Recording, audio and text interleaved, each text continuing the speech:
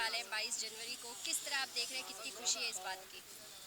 इसकी खुशी का तो कोई ठिकाना ही नहीं, इसकी खुशी को तो बयान ही नहीं कर सकते हैं कि कितनी खुशी है।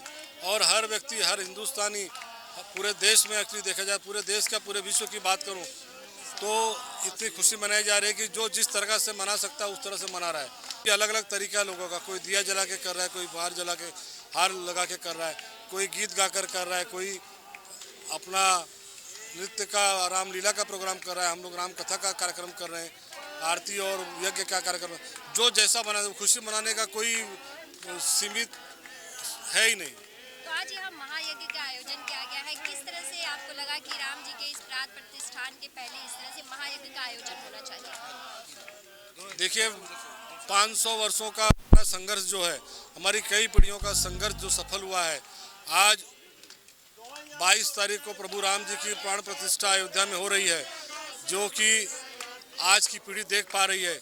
इसके पहले की पीढ़ियां इसके संघर्ष में खप गई, तो हम इस लिए भी कर रहे हैं कि आगे वाली जो पीढ़ियां हैं और आज की पीढ़ी इसके बाद में मंदिर का विध्वंस ना देखे, और जो देश का नेतृत्व है मोदी योगी जैसे नेताओं के पास ही रहे, तो यह धर्म की जो है ख्याति अपने आप उसके पीछे बढ़ती जाएगी। इस उद्देश्य से हम लोग कर रहे हैं। तो आज इस महायज्ञ में कितने लोग शामिल हुए और किस तरह से लोगों को आपने इस महायज्ञ में खुद से आते हुए देखा, कितने लोगों की आंख में? देखिए, यह महायज्ञ जो है एक हिस्सा है पूरे राम कथा का।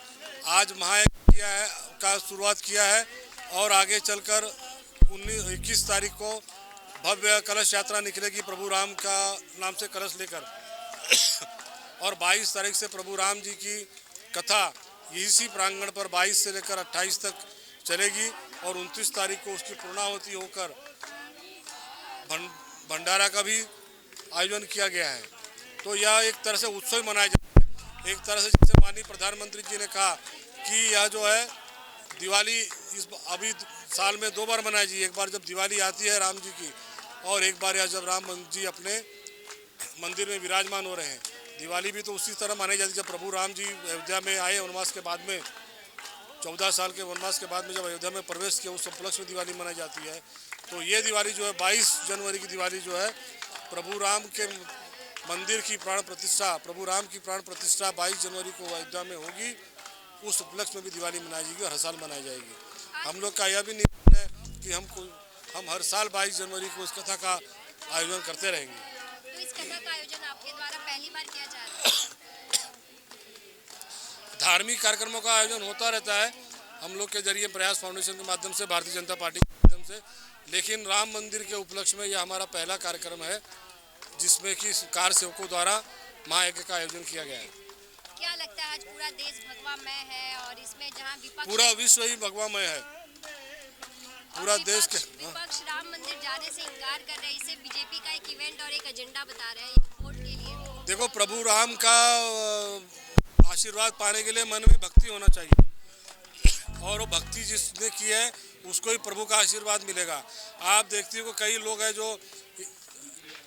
जो प्रभु राम के विरोध में गए, वो खत्म हो गए, उनकी पीढ़ियों का आगे क्या होगा किसी को पता नहीं है ना। तो जो बोल रहे हैं कि इवेंट है, अरे इवेंट क्या है? प्रभु राम का, मैंने साहब को बताया, प्रभु राम मंदिर में उनकी प्राण प्रतिष्ठा हो रही है, और आप जो है उसको इवेंट बता रहे हो। इवेंट कैसे हो सकता है? जो जैसे अपना उल्लास मनाना चाहता है उस तरह से मना रहा है उसमें इवेंट की कहाँ बात आ गई?